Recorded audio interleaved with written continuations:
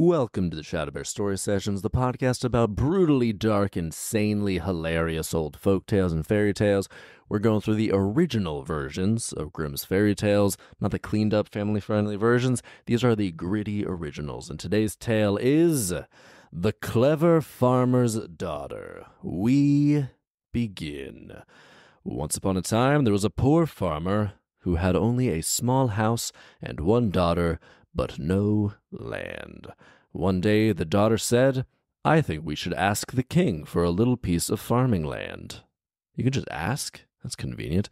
When the king learned about their poverty, he gave them a small field, which the farmer and his daughter cleared so they could sow a little wheat and plant some kind of fruit. This is going great so far. I mean, most of these stories are like, there was once a man and all of his daughters died, and so he cut off his hands to try to appease some lord to give him more daughters. Like, this is, as far as folktales go, this is swimmingly this is going for these people. Killing it. They ask a king for some land, they got land. Let's go. After they had almost finished their work, they found a mortar of pure gold on the ground. This just gets better and better. Is this just like these two people killing it for the entire story? That'd be fantastic. What a refreshing change of pace that would be. I mean, it's called The Clever Farmer's Daughter. I don't know how clever it is to just be like, hey, let's ask the king, and then just everything good happens. It's not really super intelligent, but hey, this farmer wasn't thinking about that. Also, they say he's a poor farmer who had a small house but no land. So he's not a farmer. Because what are you farming if you don't have any land? Is he farming other people's land? Don't say that. But, so he's like an out-of-work farmer, I guess. All right, we continue. They found some gold. "Listen," said the farmer to his daughter, "since the king was so gracious as to give us this field, we ought to give him this mortar in return." No, you can't be doing that. Then he's just gonna take it back to try to find more gold. Come on, be smart about this. But the daughter didn't agree. Haha, she is clever. And said, "Father, if we give the mortar without the pestle..." Oh, so this is like a mortar of a mortar and pestle. "Then we'll have to find the pestle as well. I think we'd be better off if we kept quiet about the whole thing." Okay. It's kind of weird logic. We can't give him that because then he'll demand the pestle, and we don't have that. Why would he demand the pestle? I feel like if someone gives you a gold mortar, it's not really its functionality as a mortar and pestle that you even really care about. It's the fact that it's a thing made of gold. That's the important part, right? No one's like, "Oh, this is worthless without the pestle." No one's gonna say that. Like, use a fake gold pestle and you still have a solid gold mortar. This is still an item of a lot of value. A mortar is pretty big, right? Also, is the mortar's the bit that's you put the spices in, and the pestle is the little clubby bit, much like the shape of this microphone, that you then put in there and grind it up, right? Am I mixing those up, or is that it? I'm not going to look it up. I'm going to just assume that that's it. Anyway, I don't really agree with her logic here, unless this is just a lie that she's coming up with to convince her dumb dad to not give it back, in which case, good lie. Way to trick this guy so that you can keep this, if that's what it is. But if this is genuinely your thought process, wild thought process, we continue. However, the farmer didn't listen to her.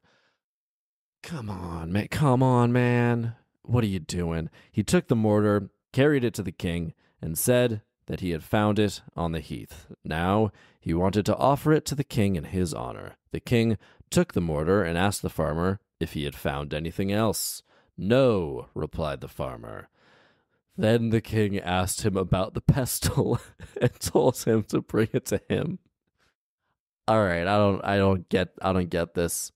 I don't understand this. I don't understand this culture. I don't understand this world. Why is this the most important thing? There must be a pestle. Maybe there's some symbolism in this story that it's really relying on, even foregoing logic to pursue whatever symbolism this is. Like something valuable is not valuable unless it is complete, unless it is whole.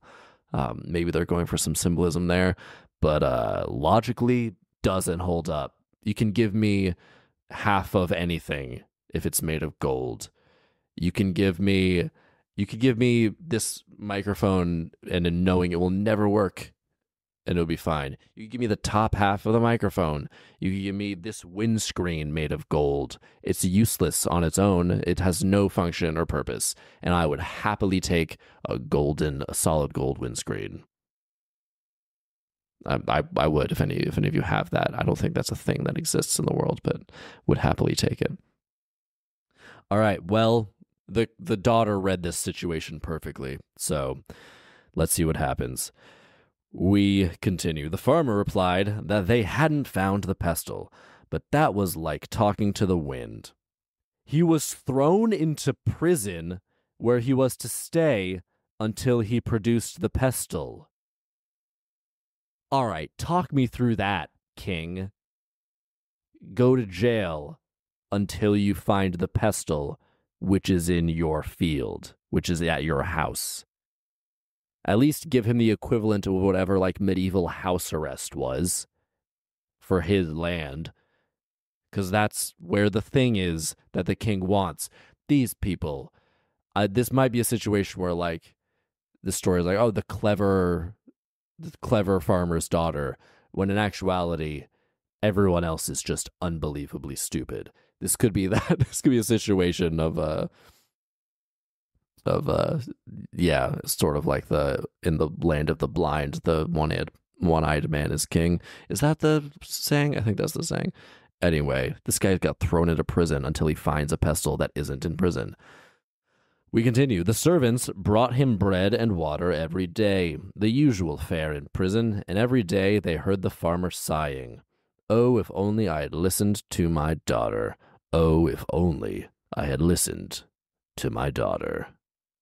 Indeed.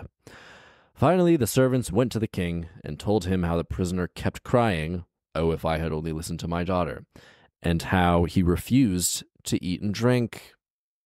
Why? Well, that's not what you should be saying. You should be saying, like, hey, I can't do what you want from prison.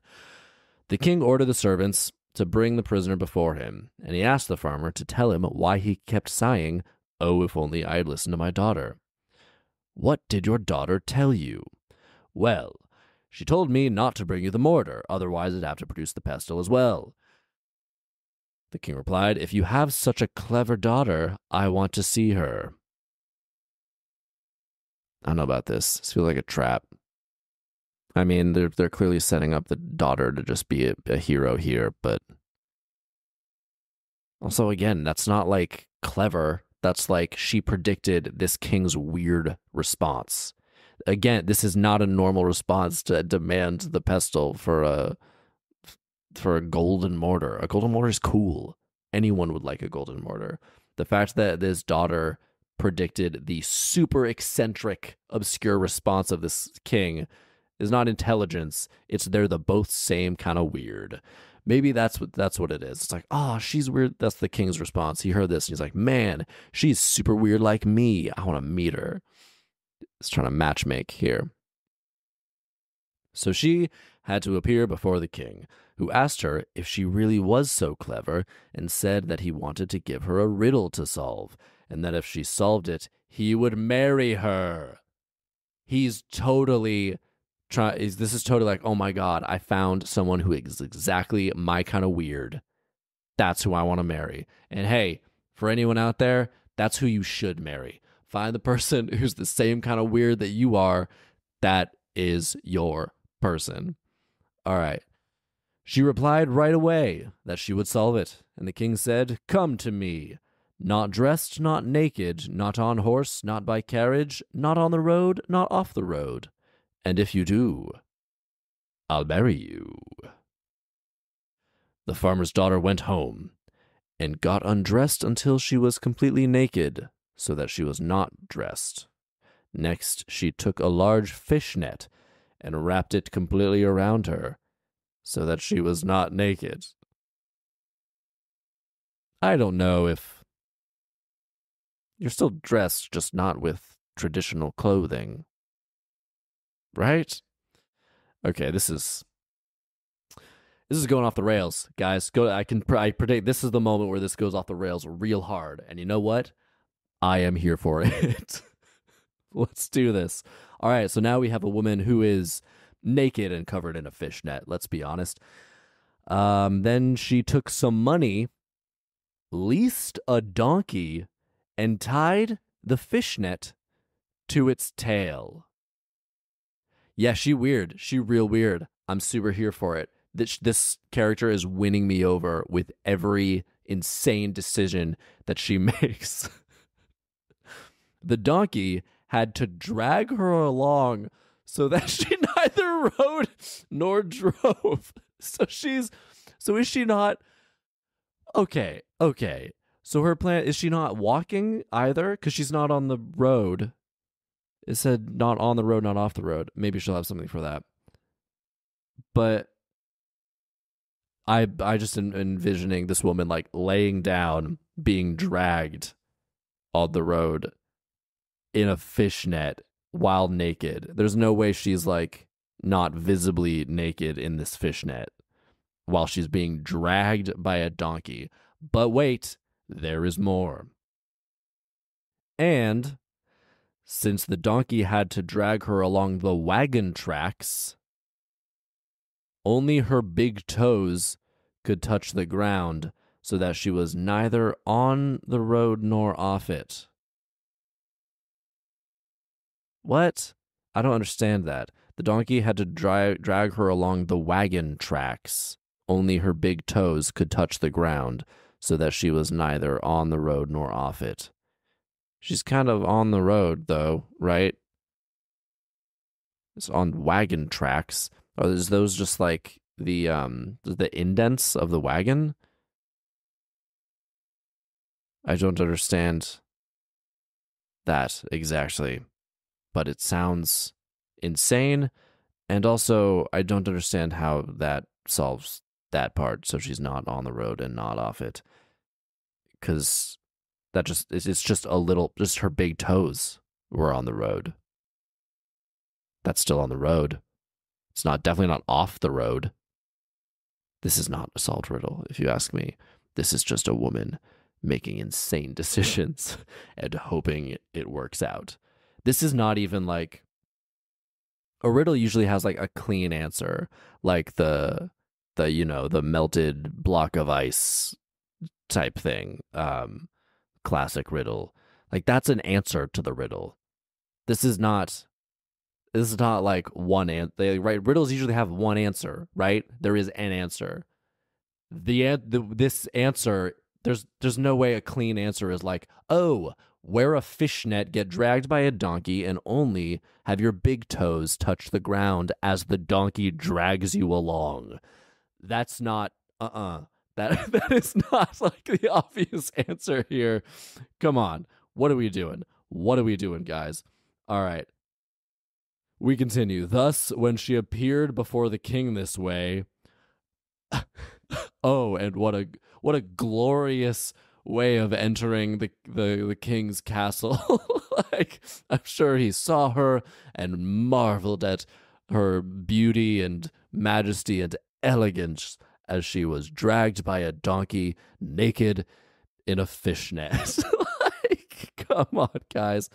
Thus, when she appeared before the king this way, he said she had solved the riddle and had fulfilled all the conditions.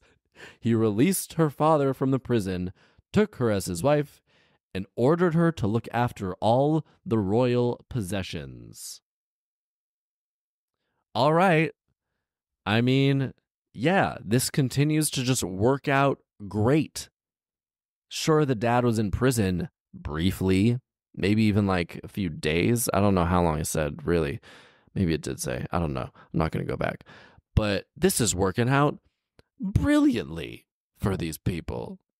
Man. All right. Let's keep this rolling.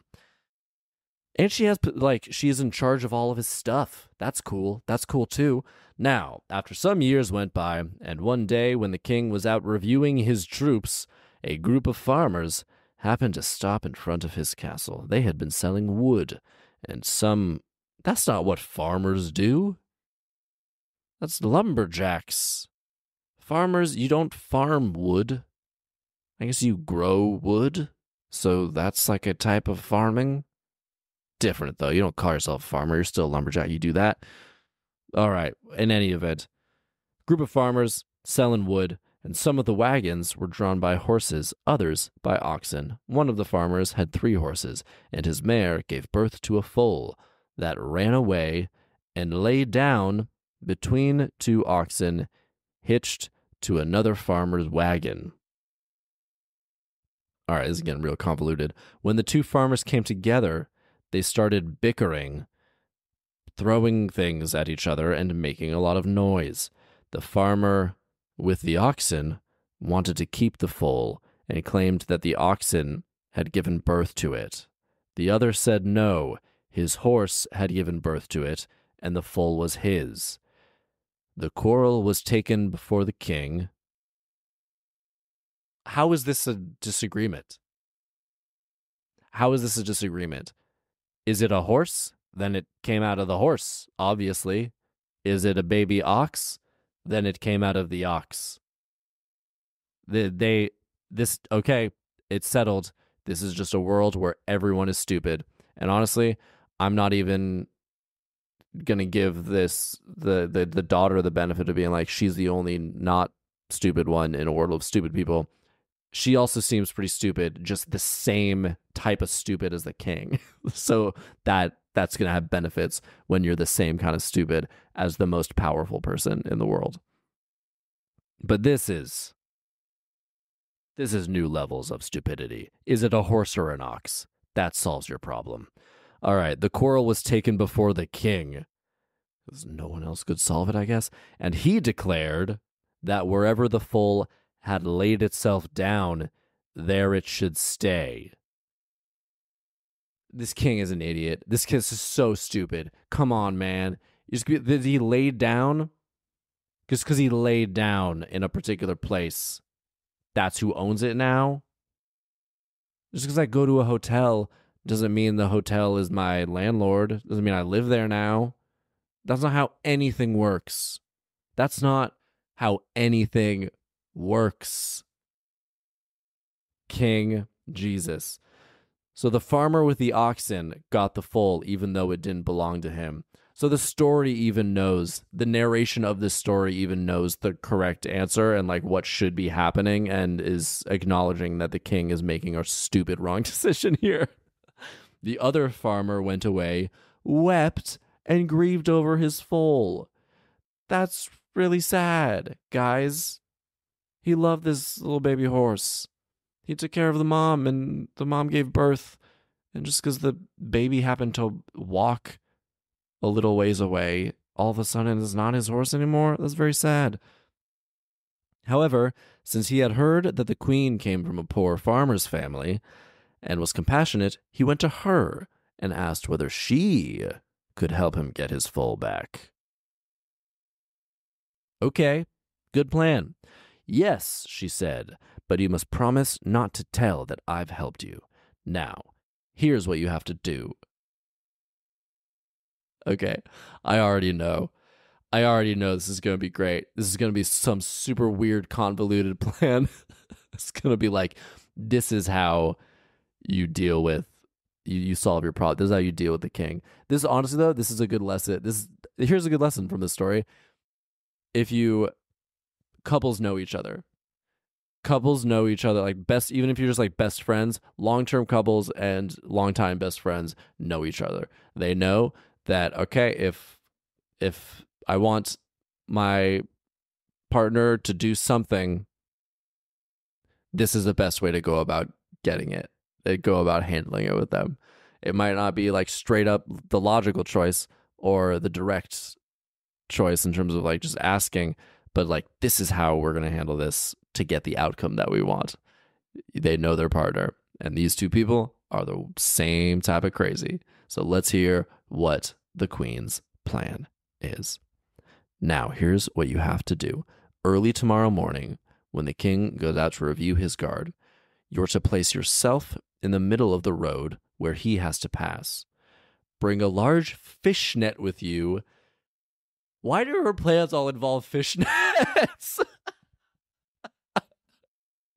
All of their solutions to all of her problems involve fish nets. She's a farmer. She has a farming background. She's in fish. This is hilarious. This is fantastic. All right.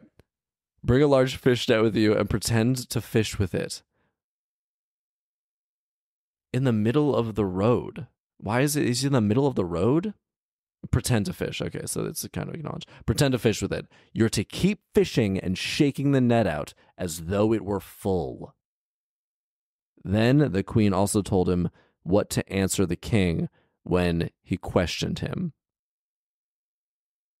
Yeah, this is real wild, y'all. This is like, again, fishnets. Maybe she knows something about the king, and he's like he loves fishnets and fishes and fish, everything fish related. This king just is a sicko for fish, just can't get enough, loves fish. So she's like, hey, I know the secret to this man's heart. Fishnets. So here we go. The next day, the farmer got up and went fishing on dry land. When the king rode by and saw that, he sent his messenger to ask the foolish man what he was doing. I'm fishing, he replied. When the messenger asked how he could fish without water, the farmer answered, if 2 oxen can manage to give birth to a foal, then I can manage to catch a fish on dry land. All right. So he's going right for the jugular here. Real like theatrical passive aggression. I approve. I applaud this. This is a good move. Sometimes you gotta go crazy. Like when someone does something and is mean about it, sometimes go the crazy move is the right move. Let's see how this plays out. The messenger brought the farmer's answer back to the king, who summoned the farmer and said he knew that the farmer had not thought up the answer himself.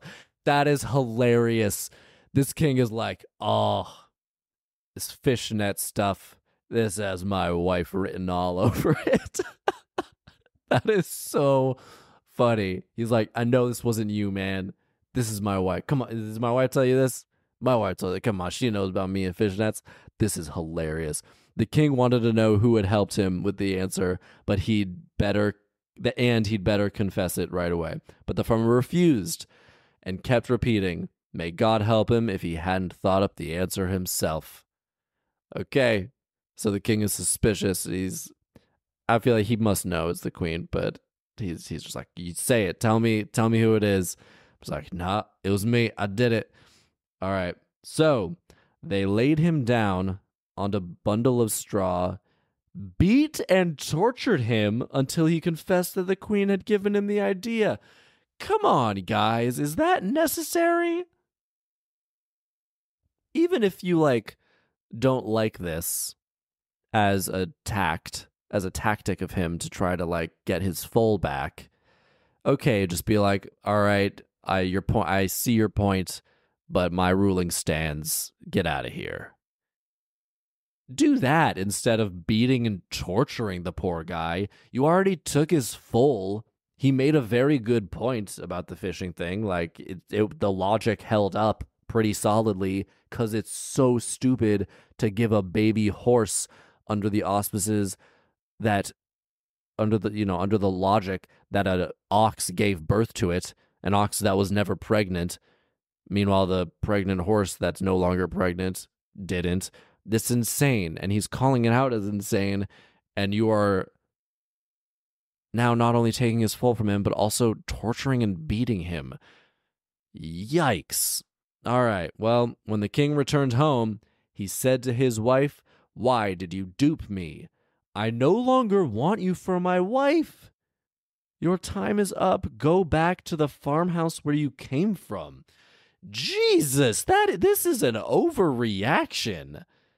He's gonna break up the royal marriage. He's gonna break up the king and queen for this. Also, what do you mean dupe me?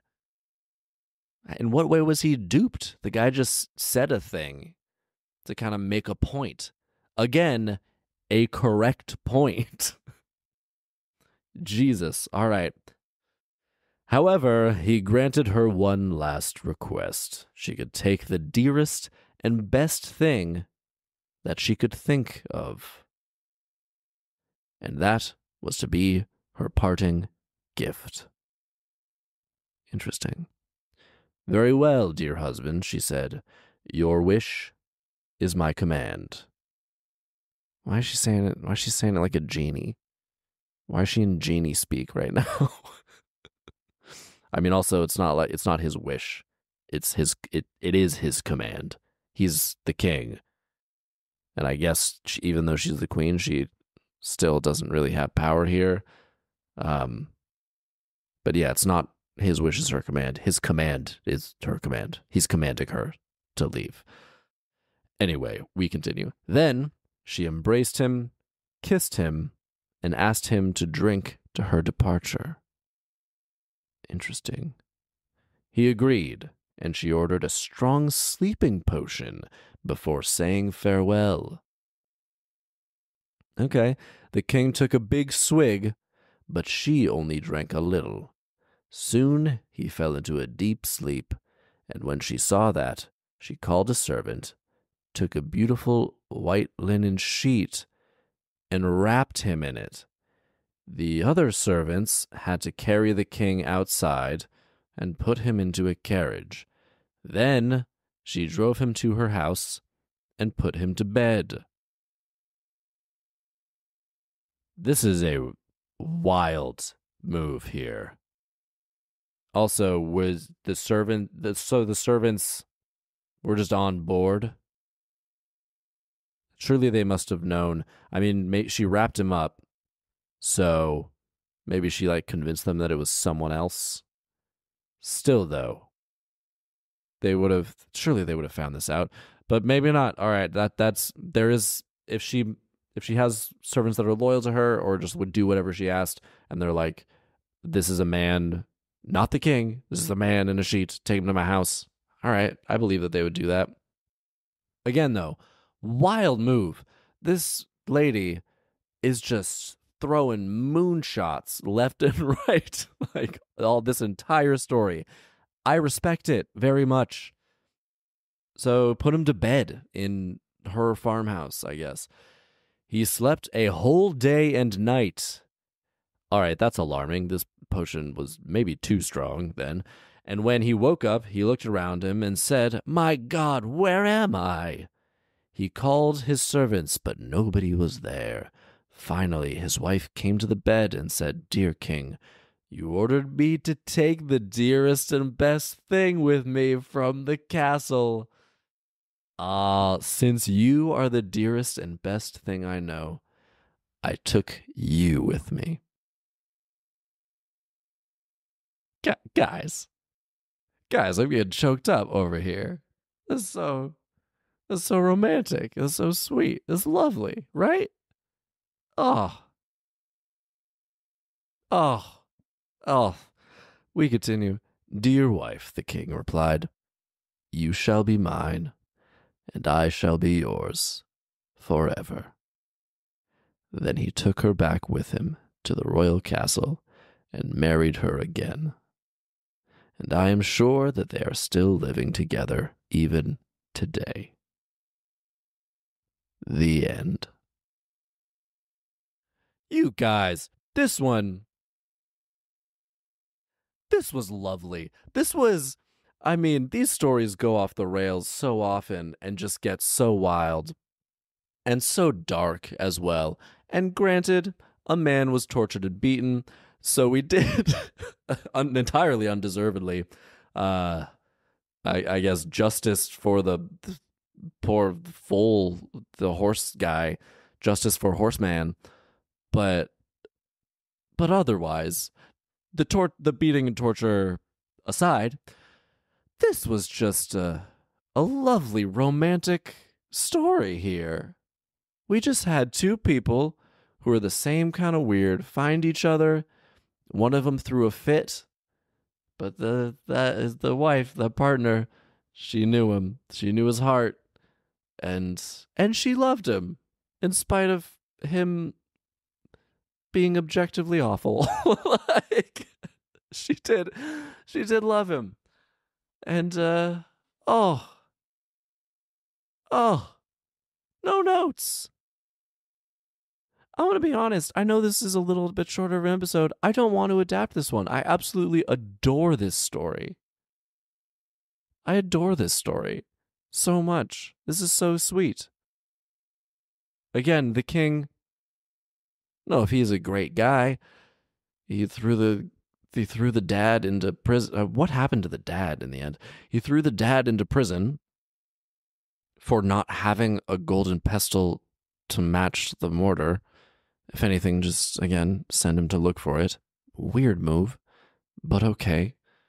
No, not okay. I'm not going to dismiss that. Not an okay move. But his daughter then is like, I get you. I understand you, king. I will be your queen. And it sounds like he needs her. Sounds like she is a good influence on him, because he, at the very least, there was some growth, because at the end he saw himself a bit in what she had done. You know, maybe I'm being generous with the story, but there is some presumed reflection in the fact that he changed his tune and said, "No, you will be my wife, and you'll be mine, and I'll be yours." Beautiful. Dear wife, you shall be mine, and I shall be yours forever. That is lovely. That is. That's all I can say. Yeah. Again, man, this was lovely. Again, yes, there was some beating and torture. Guy got a foal taken from him, so there were some dark moments, but relatively speaking, this was the loveliest, sweetest tale I think we have ever done on this show, and I don't want to sully it with an adaptation. This is lovely. This is perfect. This is a delight. I am overjoyed and full of love for this weird couple. We should all be so lucky to find ourselves our own fishnet obsessed partner. So there we go. That'll do it for this week's episode of the ShadowBear Story Sessions. Like, subscribe, tell someone about this. These tales are a joy, I tell ya. Come on back next time. I will see you there.